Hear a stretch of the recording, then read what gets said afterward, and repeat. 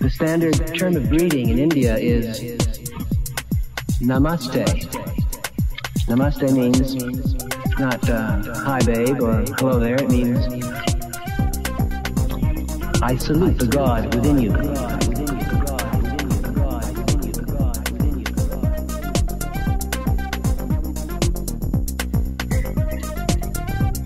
The golden rule is what I feel or believe or experience is my business. But what I do is all of our businesses, and reward or punish me according to whether I play the game well,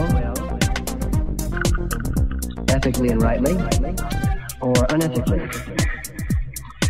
But there's one uneasy borderline between what is external and what is internal. And this borderline is defined exactly by the sense organs and the skin and the introduction of external things within my own body.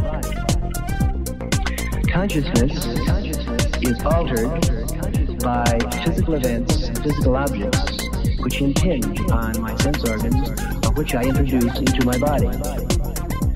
Now, the name traditionally given to external objects or processes which change you internally is sacrament. Sacraments are the visible and tangible techniques for bringing you close to your own divinity.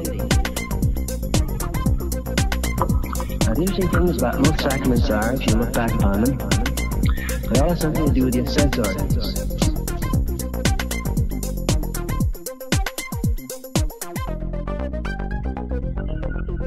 They've always been dangerous. Indeed, if a sacrament is not dangerous, it doesn't work. But what do sacraments endanger? A sacrament which works changes your internal stability, changes you inside. It alters your nervous system. It puts you in a different state of consciousness, which, if it's really a good sacrament, will shatter and permanently change many of the stabilities upon which you've centered your life. But there's really very little external danger to sacraments. People who take psychedelic drugs, for example, dangerous in compared to what?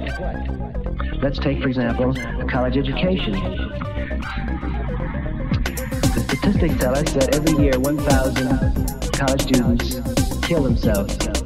Another 9,000 attempt suicide, and another 90,000 publicly ruminate about it.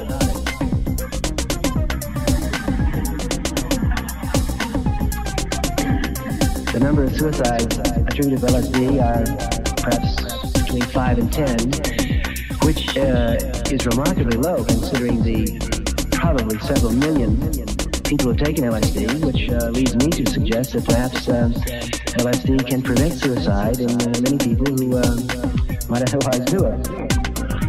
I consider such things as the Vietnam War dangerous to our external security. I consider race problems dangerous to our external security. I consider the pollution of the air dangerous to our external security. But sacraments are not dangerous externally. But they do inevitably stir up fear and awe and terror in the people who don't use them.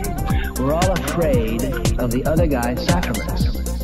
And rather understandably so, because when a person takes a sacrament which works, no matter what it is, sexual, monastic, when your child joins a nunnery or monastery, when a person gets involved in a sacramental search, we tend to lose it.